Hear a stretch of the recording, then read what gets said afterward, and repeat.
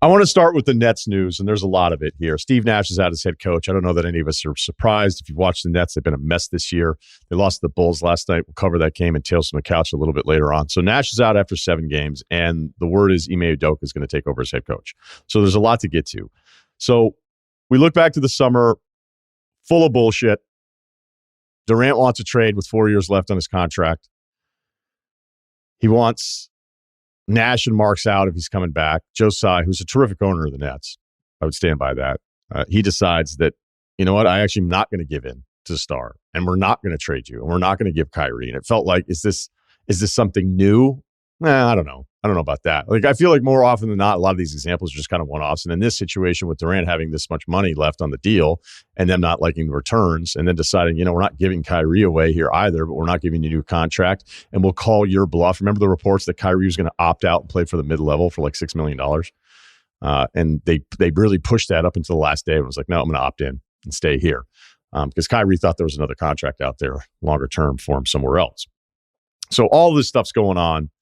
And it felt like a little bit of a pushback in the power play by ownership to say, no, actually, Marks and Nash are going to stick around. But they had to get off to a good start. They didn't. They're terrible so far. Nash actually went 94-67 with his team. Every time I see that record, I'm honestly impressed. I'm like, wow, that's actually really good considering. The KD, Kyrie, Harden group, they played 16 games together. And you move out Harden for a guy who plays and another guy in Ben Simmons who doesn't play. You have Kyrie, who is a Hall of Fame, waive the 5-year waiting period distraction. All right. This guy cannot help himself. And the latest controversy of tweeting, but not saying he promoted. He had this nasty back and forth with Nick Friedel, who covers the team, known for a while, about what he was endorsing and what he wasn't. Anti-Semitic movie with themes that, you know, been debunked. If you want to go and read about it, you can. You know, I always feel like there's different levels of intelligence that we can have where I think one sign of intelligence is being less impressionable. And I know when I was younger, I could be impressionable about things because you're just kind of going through experiences for the first time. You know, yeah, you can be smart. You can be great at math. You can read some books. You know, you can think you're smart. But like as you get older, you hopefully become less impressionable. You would think.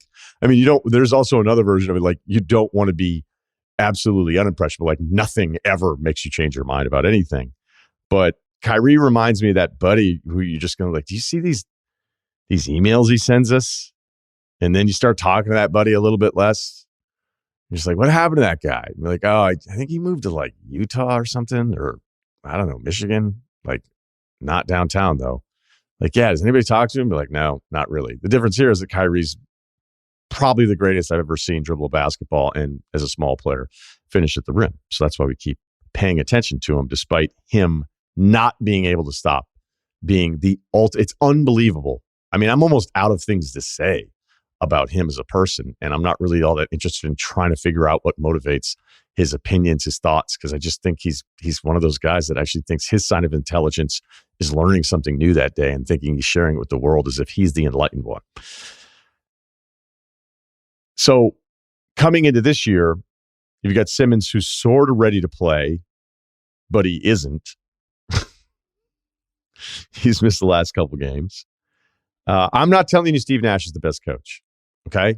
I would point out, though, that everybody says he was a terrible coach. I asked this of the people that played, that have had better coaching than the rest of us have ever dreamed of. You guys did this for a living. And then there's this dismissive, oh, he got out-coached, this guy got out-coached. What happened? What specifically happened with Nash? Point out to me the things he does that makes him an awful coach. People could point to minutes with Durant in the series, the playoff, the Celtics last year. I'm like, I don't know.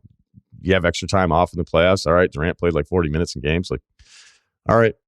You know, like, isn't that kind of what the deal is here? Did it feel like they had a cohesive offense? Did I tell you how often those guys played together? No shit. And honestly, even in last night's game, it's always going to be an ISO-heavy offense because you have two of the best ISO on-ball creators we've ever seen in this game. So you're going to default to that at sometimes. But the funny thing about it is these guys wanted Atkinson out for actually coaching them.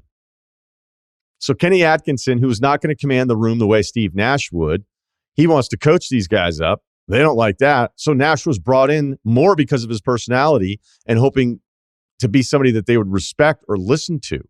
Nash trying to get through to these stars that were just indifferent about it all the time.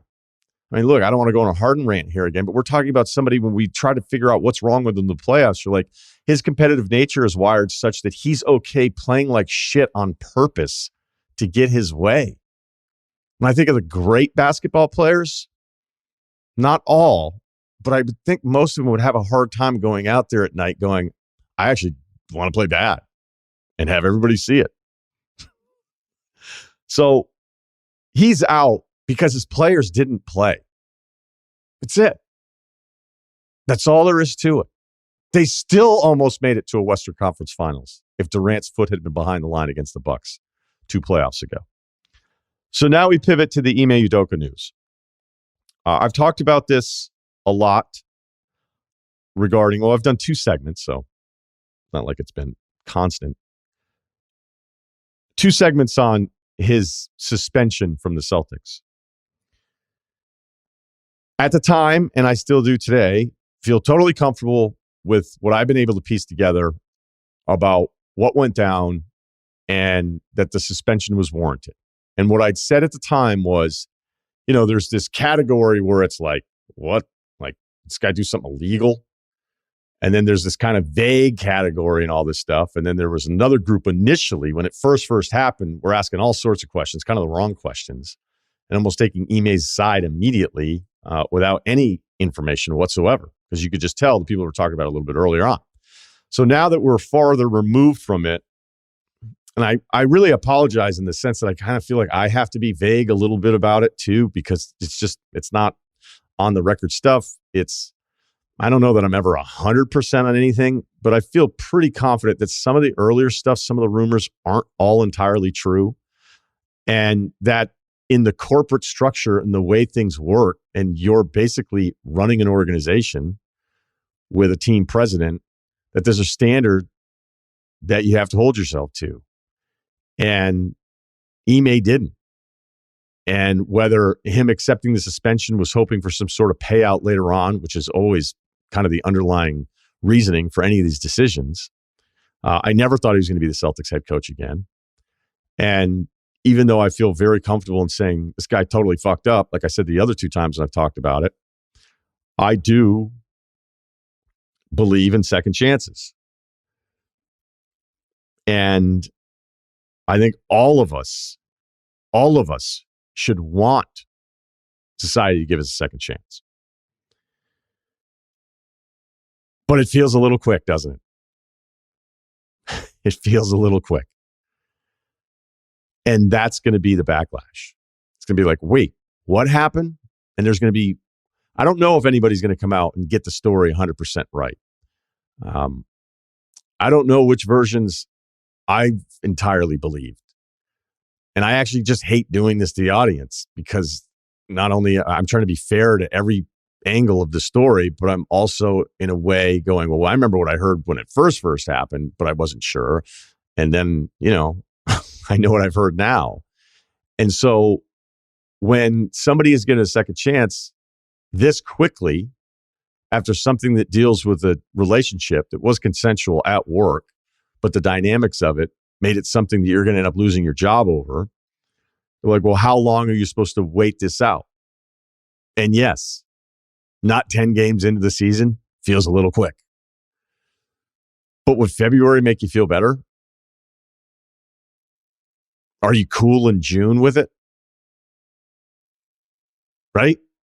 I don't have the answer to that. I don't know what that imaginary date is that exists where the public reaction would go, okay, now I'm okay with the second chance. And me saying I have an open mind about his next opportunity, I'm admitting to you, I don't know when that start date makes all of us feel better. I don't know that. I think we always are asking like, well, okay, now enough time has passed. It's all kind of imaginary. It reminds me a little bit of The college football player, say it's in the SEC, he gets kicked out of a school. He's a 5-star recruit. All the other fan bases go on message boards and laugh. And then he ends up on your team and you're like, sweet. Right? Like, no, you shouldn't do this. You shouldn't do this. And then you're a fan and you're like, well, it might give us a better chance to win. And we've been reminded time and time again, that's how sports work. And really, that's how our society works. But if Ime ends up with the job, from a basketball standpoint, I wonder what that moment's going to be like when he says to Kyrie or KD or Ben Simmons, says, what the fuck are you doing? Because he's going to do it. I like that he challenges players last year with Boston. But I also think Boston's players have a completely different personality, a completely different level of buy-in that gives them a stable franchise. The problem for Ime, if he has this job, is when he's asking his players, what the fuck are you doing? Hopefully they're in uniform and not in street clothes.